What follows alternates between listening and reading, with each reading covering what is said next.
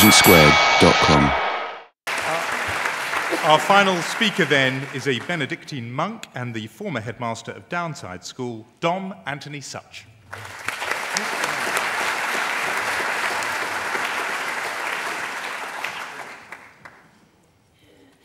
Chairman, ladies and gentlemen, I believe the next debate of Intelligence Squared is don't eat animals. I feel very much that I'm in the Colosseum here, being devoured by everybody, and everybody else is devouring each other. I find this extraordinary. And may I also say that the comment about no women on the panel, why do people think I dress like this? I'm delighted not to have written a book or be a journalist or a columnist or a TV personality. Otherwise, I would have gone through what no doubt all these feel they've been through, a mangle machine. But I don't really think, I'm terribly sorry here, it's just my quiet monastic foolishness, but I don't actually think anybody's answered the question or even looked at it. I can't quite stop bashing Christians. If the bashing is legal, fine, why not? All I wish when people bash Christians is that they get a greater accuracy and knowledge of what they are bashing. And an innocent example, not a vicious one, those I keep at home in my black book. The New York Times, when Benedict XVI was installed as Pope, if that's the right word. The New York Times wrote beautifully about it, saying the Pope was then handed the symbol of his office, the crow's ear. I thought, poor old crow having its ear taken, and no doubt the Vatican being attacked for another outrage of cruelty to animals. I find this utterly extraordinary. I also find it extraordinary that people are unkind enough to think that Christianity is not trying to think and deal with justice and honesty. Many mistakes, and I'll come to that in a minute. But we're producing, or trying to produce, a Christian world, perhaps wrongly. But my trump card, carry on bashing us for two reasons. One, as I read in the Gospel on Sunday for All Saints, the Beatitudes, the last was, blessed are you when people abuse you and persecute you and speak all kinds of calumny against you on my account. Rejoice and be glad. Well, that's certainly the only way I'm going to get to heaven. And also, don't we believe that the blood of the martyrs is the seed of our faith? I'm not worried about being bashed. Carry on. But take, it honestly. Don't just throw out insinuations. I have been bashed twice, and I don't really like being bashed physically. One was in Edgware Road at 4 o'clock on a Saturday afternoon on the Underground. I wish the Underground had been running today, and I might have got bashed again. But I was given a real handing over. Two drunken people didn't like me or my Christianity or whatever it was. I don't know.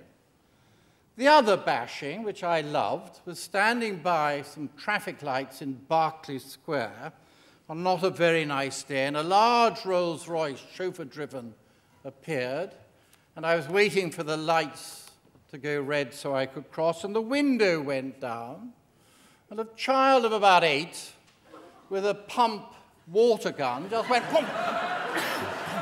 And a voice from behind him said, in a very feminine, rather beautiful way, "An unfair world, Father." I delight in all of this. This is the fun of life. This is the cut and thrust that should not be too personal.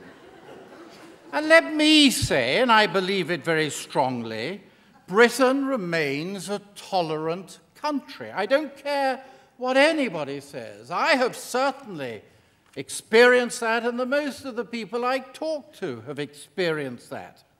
And as a tolerant country, it is not anti-Christian. It may disagree and argue about certain Christian beliefs, but it is not anti. I must admit, though, my two on the same side of me made me slightly nervous, so there are one or two.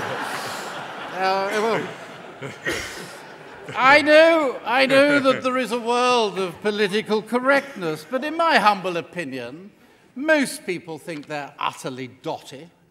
And I mean, nobody really laughs at them, and the nurses in my little hometown of Beccles all wear crosses. Could I give it to them as a fashion item?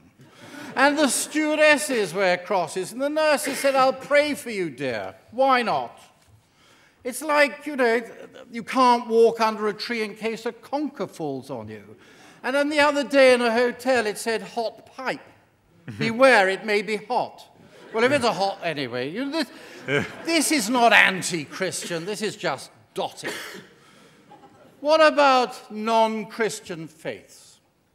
The papal visit, and there was one or two incidents, there were, anyway, never mind.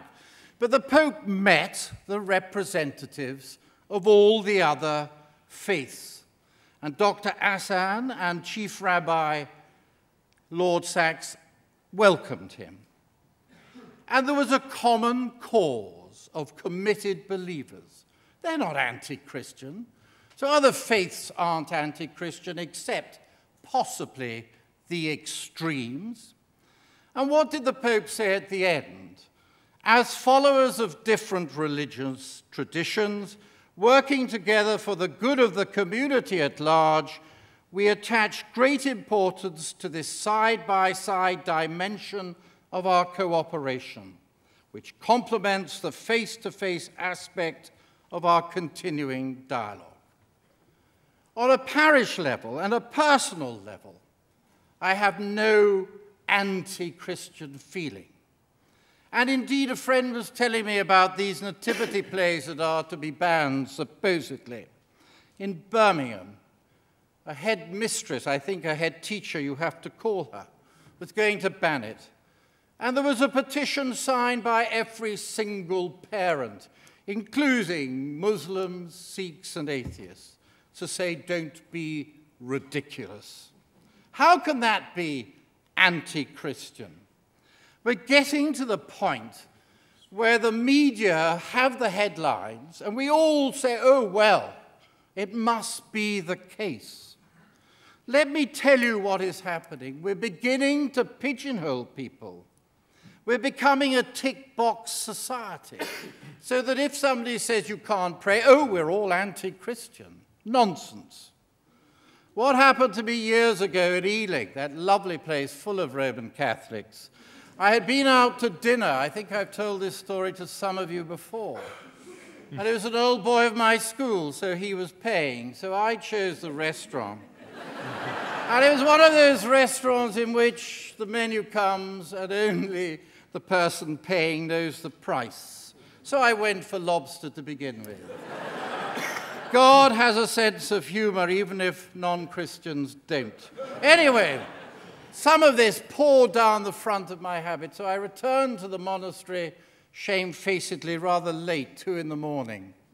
I hadn't got permission from the abbot, and I knew that Father X, who will remain nameless, who was meant to be in charge of dry cleaning, would go to the abbot and say, "Father Antony was out last night. Had lobster." So I went down to a local dry cleaning place and had a half-hour conversation as to whether it should be cleaned as a military uniform or a ball gown, because there was no place for a monastic habit. We're pigeonholing people. It's ridiculous. I have to admit that one of the things that worries me more than anything else is Christians getting at Christians. But if you're a Christian getting at a Christian, Indeed, it is horrendous, but you're not anti-Christian because you're a Christian yourself. So we just push that rather grandly aside. What is going on? We are living in a society that is bashing everybody. Indeed, it was lovely to read in the Telegraph the journalist who bashed the people bashing the Pope because they themselves were bigoted. Fine. Let's not be silly. We're not anti-Christian. As the Archbishop said, 71.4% claim to be Christian. Who am I to say they're not? Who am I to say that this country isn't tolerant, isn't generous in giving to others, wouldn't want to be loved and to love, to have the commandment that Christ brought us, and would want to do unto others as they would have done unto themselves? We are not anti-Christian. We are bashing them, and I'm delighted, because that's the only way Christians will look at themselves occasionally and say how utterly foolish we are to be doing this, that, and the other. So although I don't agree with Christianity being, as my two fellow colleagues here say, I believe it's a wonderful religion, but I have to agree with them that England is not anti-Christian. And please stop bashing each other, just bash the Christians. Thank you very much.